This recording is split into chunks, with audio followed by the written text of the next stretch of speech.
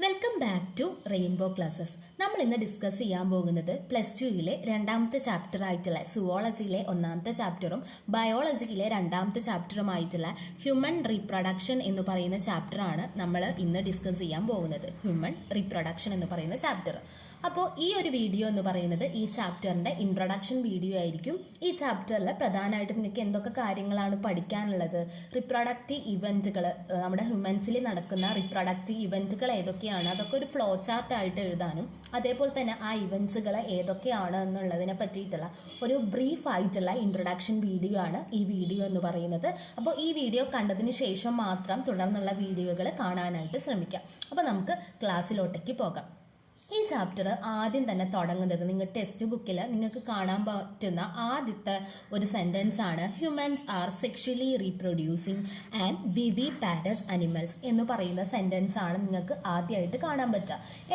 എന്താണ് ഇതുകൊണ്ട് ഉദ്ദേശിക്കുന്നത്? ഹ്യൂമൻസ് എന്ന് പറയുന്നത് സെക്ഷലി റീപ്രൊഡ്യൂസ് ചെയ്യുന്ന ഓർഗാനിസംസ് ആണെന്ന് നമുക്ക് എല്ലാവർക്കും അറിയാം. എന്താണ് സെക്ഷൽ റീപ്രൊഡക്ഷൻ എന്ന് വെച്ച് കഴിഞ്ഞാൽ നമുക്ക് എല്ലാവർക്കും അറിയാം. നമുക്ക് റീപ്രൊഡക്ഷൻ നടത്തണം എന്നുണ്ടെങ്കിൽ നമുക്ക് ഒരു മെയിൽ പാരൻറ്റിൻ്റെയും ഫീമെയിൽ പാരൻറ്റിൻ്റെയും സപ്പോർട്ട് ആവശ്യമാണ്. മെയിൽ പാരൻറ്റും വേണം, ഫീമെയിൽ പാരൻറ്റും വേണം.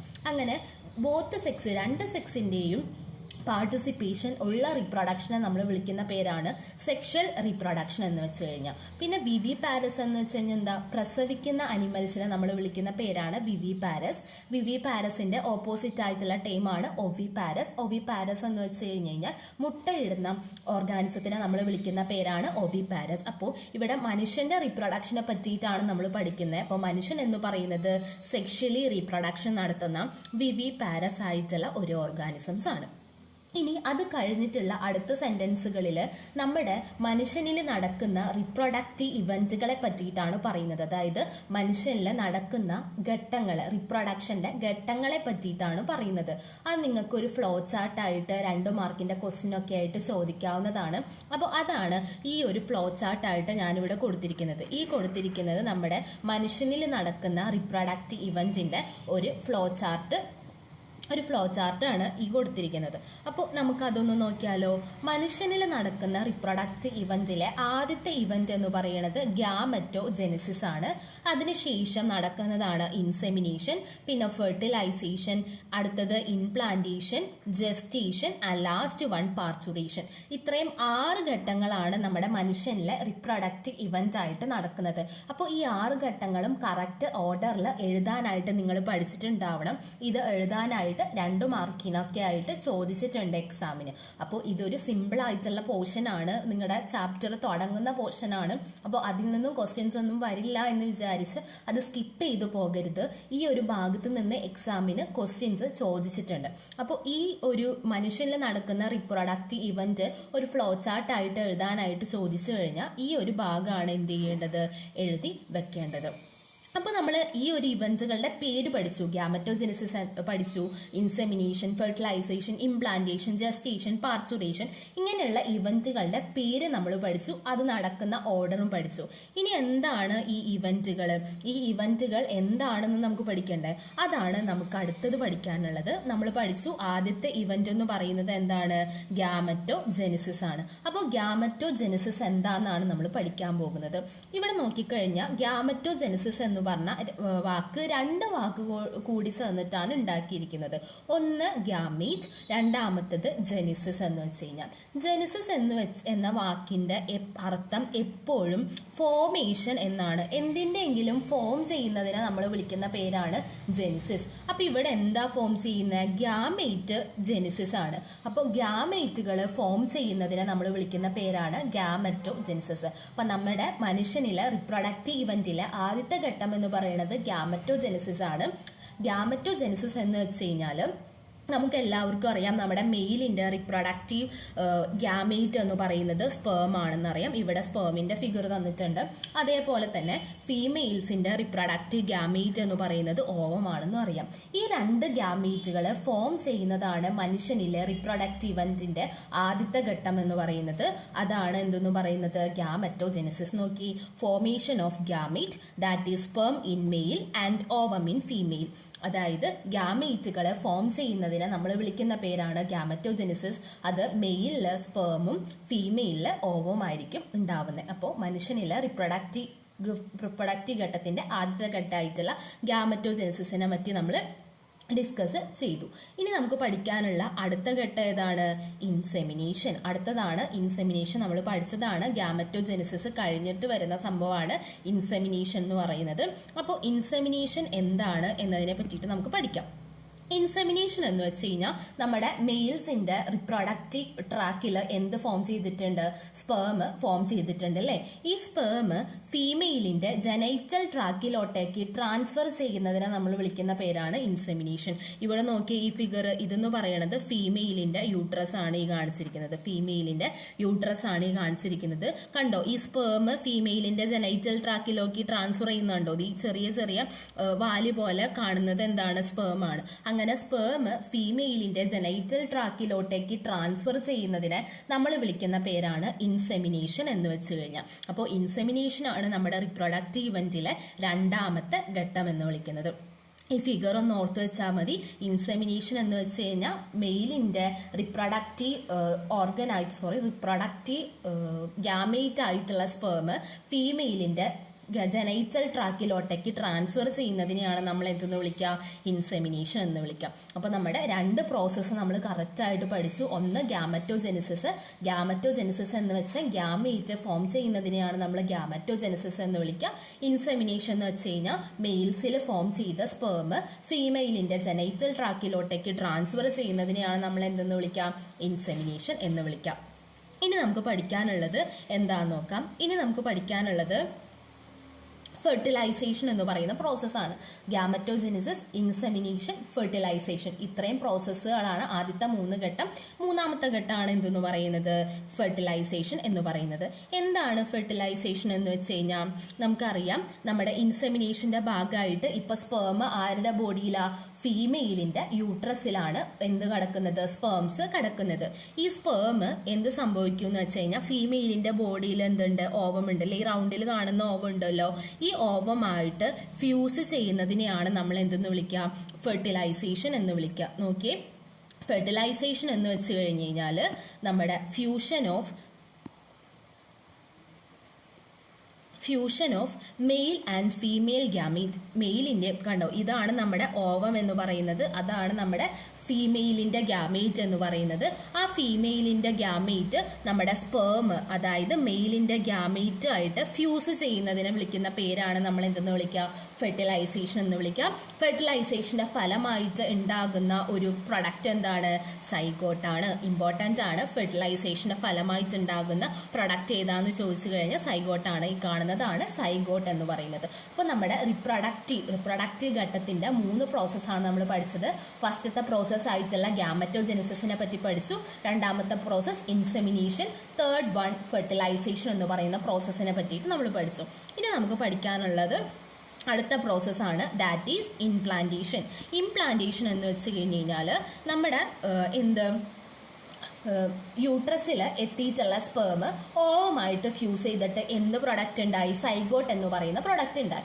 ഈ സൈഗോട്ടിൽ സെൽ ഡിവിഷൻസ് നടക്കുന്നുണ്ട്. സൈഗോട്ടിൽ സെൽ ഡിവിഷൻസ് നടന്നിട്ട് കുറേ സ്ട്രക്ചേഴ്സ് ഉണ്ടാവുന്നുണ്ട്. അവസാനം ഉണ്ടാകുന്ന ഒരു സ്ട്രക്ചറാണ് പ്ലാസ്റ്റോസിസ്റ്റ് എന്ന് പറയുന്ന ഒരു സ്ട്രക്ചർ.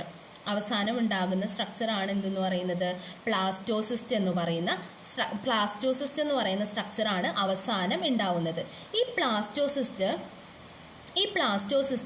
യൂട്രസിന്റെ വോളിൽ അറ്റാച്ച് ചെയ്യുന്ന പ്രോസസ്സിനെ നമ്മൾ വിളിക്കുന്ന പേരാണ് ഇംപ്ലാന്റേഷൻ. അപ്പോൾ എന്താണ് ഇംപ്ലാന്റേഷൻ? പ്ലാസ്റ്റോസിസ്റ്റ് എന്ന് പറയുന്നത് ഈ കാണുന്നതാണ് പ്ലാസ്റ്റോസിസ്റ്റ് എന്ന് പറയുന്നത്. ഈ പ്ലാസ്റ്റോസിസ്റ്റ് നമ്മുടെ യൂട്രസിന്റെ വോളിൽ കണ്ടോ? ഈ യൂട്രസിന്റെ വോളിൽ കണ്ടോ ഇങ്ങനെ കുറേ സെൽസ് ആയിട്ടുള്ള സ്റ്റേജ് ഇത് ഫോം ചെയ്യുന്നുണ്ട്. അങ്ങനെ ഈ പ്ലാസ്റ്റോസിസ്റ്റ് നമ്മുടെ യൂട്രസിന്റെ വോളിൽ കണ്ടോ? യൂട്രസിന്റെ വോളിൽ വന്ന് അറ്റാച്ച് ചെയ്യുന്നുണ്ടോ?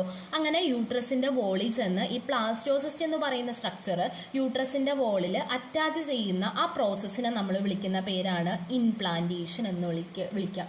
അപ്പോൾ ആദ്യം നമ്മുടെ ഫെർട്ടിലൈസേഷന്റെ ഫലമായിട്ടുണ്ടാകുന്ന സൈഗോട്ടിൽ കുറേ സെൽ ഡിവിഷൻസ് നടക്കുന്നുണ്ട്. ആ സെൽ ഡിവിഷന്റെ ഫലമായിട്ടുണ്ടാകുന്ന അവസാനത്തെ പ്രൊഡക്റ്റ് ആണ് പ്ലാസ്റ്റോസിസ്റ്റ് എന്ന് പറയുന്നത്. ഈ പ്ലാസ്റ്റോസിസ്റ്റ് യൂട്രസിന്റെ വോളിൽ അറ്റാച്ച് ചെയ്യുന്ന പ്രോസസ്സിനെ നമ്മൾ വിളിക്കുന്ന പേരാണ് ഇംപ്ലാന്റേഷൻ എന്ന് വെച്ച് കഴിഞ്ഞ് കഴിഞ്ഞാൽ. അപ്പോൾ ഇംപ്ലാന്റേഷൻ കഴിഞ്ഞു. ഇനി നടക്കുന്ന അടുത്ത പ്രോസസ്സാണ് നമ്മുടെ കുട്ടി അമ്മയുടെ വയറ്റിൽ വളരുന്ന കാലഘട്ടം. കുട്ടി അമ്മയുടെ വയറ്റിൽ വളരുന്ന കാലഘട്ടമാണ് എന്തെന്ന് പറയുന്നത് നമ്മുടെ ജസ്റ്റേഷൻ എന്ന് പറയുന്ന പീരീഡ് എന്ന് പറയുന്നത്. അപ്പോൾ ജസ്റ്റേഷൻ എന്ന് പറയുന്ന പീരീഡാണ് കുട്ടി അമ്മയുടെ വയറ്റിൽ വളരുന്ന കാലഘട്ടത്തിനെയാണ് നമ്മൾ എന്തെന്ന് വിളിക്കുക, ജസ്റ്റേഷൻ എന്ന് വിളിക്കുക. അതിനുശേഷം നമ്മുടെ കുട്ടി അമ്മയുടെ വയറ്റിൽ ഏകദേശം 7 മാസത്തോളം അമ്മയുടെ വയറ്റിൽ കുട്ടി ഉണ്ടാവും അല്ലേ. ഈ 7 മാസത്തിനു ശേഷം കുട്ടി എന്ത് ചെയ്യും, അമ്മയുടെ വയറ്റിൽ നിന്ന് പുറത്തു വരും. ആ പുറത്തു വരുന്ന, അതായത് ഡെലിവറി ഓഫ് ദി ബേബീനെ നമ്മൾ വിളിക്കുന്ന പേരാണ് പാർച്ചുറേഷൻ. ഡെലിവറി ഓഫ് ദി ബേബീനെ വിളിക്കുന്ന പേരാണ്, കണ്ടോ, ഡെലിവറി ഓഫ് ദി ബേബീനെ നമ്മൾ വിളിക്കുന്ന പേരാണ് പാർച്ചുറേഷൻ.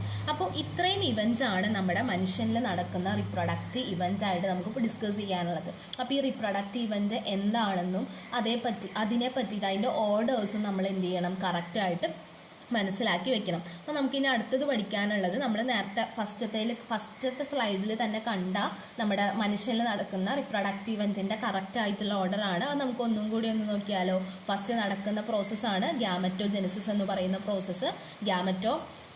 ജെനിസിസ് എന്ന് വെച്ച് കഴിഞ്ഞാൽ എന്താണ്, അതായത് സ്പേമുകൾ ഫോം ചെയ്യുന്ന, സ്പേമും ഓവും ഫോം ചെയ്യുന്ന പ്രോസസ്സിനെയാണ് നമ്മൾ ഗ്യാമറ്റോജെനിസിസ് എന്ന് വിളിക്കുക. പിന്നെ നടക്കുന്നതാണ് ഇൻസെമിനേഷൻ എന്ന് പറയുന്ന പ്രോസസ്സ്. ഇൻസെമിനേഷൻ എന്ന് പറയുന്ന പ്രോസസ്സാണ് അടുത്തതായിട്ട് നടക്കുക. ആൻഡ് തേർഡ് വൺ ഫെർട്ടിലൈസേഷൻ എന്ന് പറയുന്ന പ്രോസസ്സ് നടക്കും. പിന്നെ എന്ത് നടക്കും, ഇംപ്ലാന്റേഷൻ എന്താണ്, നമ്മുടെ പ്ലാസ്റ്റോസൈഗോട്ട് ഡെവലപ്പ് ചെയ്തിട്ട് പ്ലാസ്റ്റോസിസ്റ്റ് എന്ന് പറയുന്ന ഒരു സ്ട്രക്ചർ ഉണ്ടാവും. ഈ പ്ലാസ്റ്റോസിസ്റ്റ് യൂട്രസിൻ്റെ വോളിൽ അറ്റാച്ച് ചെയ്യുന്ന ആ പ്രോസസ്സിനെ നമ്മൾ വിളിക്കുന്ന പേരാണ് ഇംപ്ലാന്റേഷൻ. പിന്നെ കുട്ടി അമ്മയുടെ വയറ്റിൽ വളരുന്ന ആ കാലഘട്ടത്തെ നമ്മൾ വിളിക്കുന്ന പേരാണ് ജസ്റ്റേഷൻ. ലാസ്റ്റ് വൺ പാർച്ചുറേഷൻ, കുട്ടി പ്രസവിക്കുന്ന, കുട്ടിയുടെ ഡെലിവറിനെ വിളിക്കുന്ന പേരാണ് പാർച്ചുറേഷൻസ്. അപ്പോൾ ഏകദേശം 6 ഇവൻറ്റ്സ് ആണ് നമുക്ക് പഠിക്കാനുള്ളത്. ഈ 6 ഇവൻറ്റ്സും കറക്റ്റ് ഓർഡറിൽ എഴുതാനായിട്ട് ചോദിച്ചിട്ടുണ്ട് നമുക്ക്. അപ്പോൾ അത് എന്ത് ചെയ്യണം, കറക്റ്റ് ഓർഡറിൽ എഴുതാനായിട്ട് പഠിക്കണം. പിന്നെ ഓരോ ഇവൻറ്റും എന്താണ് എന്ന് മനസ്സിലാക്കി പഠിക്കാനുണ്ട്. അപ്പോൾ നമുക്ക് ഇനി എന്ത് ചെയ്യാം, പ്രീവിയസ് ഇയറിൽ ഈ ഭാഗമായിട്ട് ബന്ധപ്പെട്ടിട്ടുള്ള 2 ക്വസ്റ്റ്യൻസ് ഡിസ്കസ് ചെയ്യാം. അതിൽ ഫസ്റ്റത്തെ ക്വസ്റ്റ്യൻ ആണ്, rearrange the following human reproductive event in the correct order of there occurrence. അതായത് താഴെ തന്നിരിക്കുന്നത് മനുഷ്യനിലെ റിപ്രൊഡക്റ്റീവ് ഇവൻറ്റിൻ്റെ ഒരു നമ്മുടെ ഇവൻറ്റുകൾ കറക്റ്റ് ഓർഡറിലല്ല തന്നിരിക്കുന്നത്, തെറ്റായിട്ടാണ് തന്നിരിക്കുന്നത്. അപ്പോൾ ഈ ഇവൻറ്റുകൾ കറക്റ്റ് ആയിട്ടുള്ള ഓർഡറിൽ എഴുതാനാണ് ചോദിച്ചേക്കുന്നത്. നമുക്കൊന്ന് നോക്കിയാലോ. ലാക്ടേഷൻ തന്നിട്ടുണ്ട്. ലാക്ടേഷൻ എന്ന് പറയുന്നത് നമുക്ക് ഈ ചാപ്റ്ററിൽ അവസാനം പഠിക്കാനുള്ള ടോപ്പിക്കാണ്. ലാക്ടേഷൻ എന്ന് വെച്ച് കഴിഞ്ഞാൽ കുട്ടിക്ക് അമ്മ പാല് കൊടുക്കുന്ന ആ ഒരു കാലഘട്ടത്തിനെയാണ് നമ്മൾ ലാക്ടേഷൻ പീരീഡ് എന്ന് വിളിക്കുക. അപ്പോൾ ലാക്ടേഷൻ എന്ന് പറയുന്നത് നമ്മുടെ പാർച്ചുറേഷന് അവസാനം വരുന്ന ഒരു പീരീഡാണ് അല്ലേ. അപ്പോൾ ഇത് ജസ്റ്റ് നമുക്ക് ചാപ്റ്ററിൻ്റെ അവസാനം വരുന്നതാണ് ലാക്ടേഷൻ. ലാക്ടേഷൻ എന്ന് വെച്ചാൽ ഇപ്പോൾ നിങ്ങൾ ഇത്രയും മനസ്സിലാക്കി വെച്ചാൽ മതി. ലാക്ടേഷൻ എന്ന് വെച്ച് കഴിഞ്ഞാൽ അമ്മ കുട്ടിക്ക് പാല് കൊടുക്കുന്ന ആ ഒരു കാലഘട്ടത്തിനെയാണ് നമ്മൾ എന്തെന്ന് വിളിക്കുക, ലാക്ടേഷൻ എന്ന് വിളിക്കുക. ബാക്കിയുള്ള കാര്യങ്ങളൊക്കെ നമ്മൾ പഠിച്ചേക്കുന്നതാണ്. നമുക്കൊന്ന് ഫില്ല് ചെയ്ത് നോക്കാം.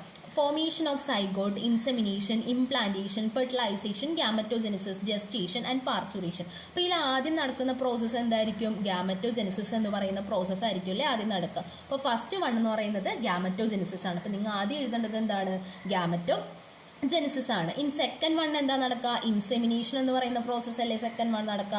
അപ്പോൾ സെക്കൻഡ് നിങ്ങൾ എഴുതേണ്ട പ്രോസസ്സ് എന്ന് പറയുന്നത് ഇൻസെമിനേഷൻസ് ആണ്. അപ്പോൾ ഇൻസെമിനേഷൻ കഴിഞ്ഞിട്ട് എന്ത് നടക്കും, ഫെർട്ടിലൈസേഷൻ എന്ന് പറയുന്ന പ്രോസസ്സ് നടക്കുക അല്ലേ. അപ്പോൾ തേർഡ് വൺ എന്ന് പറയുന്നത് ഫെർട്ടിലൈസേഷൻ ആണ്. ഫെർട്ടിലൈസേഷൻ്റെ ഫലമായിട്ടുണ്ടാകുന്നത് എന്താണ്, സൈഗോട്ട്, ഫോർമേഷൻ ഓഫ് സൈഗോട്ട്. അപ്പോൾ ഫോർത്ത് വൺ എന്ന് പറയുന്നത് ഫോർമേഷൻ ഓഫ് സൈഗോട്ട് ആണ്. സൈഗോട്ട് ഉണ്ടായതിനു ശേഷം പ്ലാസ്റ്റോസിസ്റ്റ് എന്ന് പറയുന്ന സ്ട്രക്ചർ ഫോം ചെയ്തിട്ട് യൂട്രസിൻ്റെ വോളിൽ വന്ന് അറ്റാച്ച് ചെയ്യുന്ന പ്രോസസ്സാണ് അടുത്തത് വരുന്നത് ഫിഫ്ത്ത് വൺ, അതാണ് ഇംപ്ലാന്റേഷൻ. അപ്പോൾ അഞ്ചാമതായിട്ട് എഴുതേണ്ടത് ഇംപ്ലാന്റേഷൻ. അതിനുശേഷം കുട്ടി അമ്മയുടെ വയറ്റിൽ വളരുന്ന കാലഘട്ടം, ദാറ്റ് ഈസ് ജസ്റ്റേഷൻ.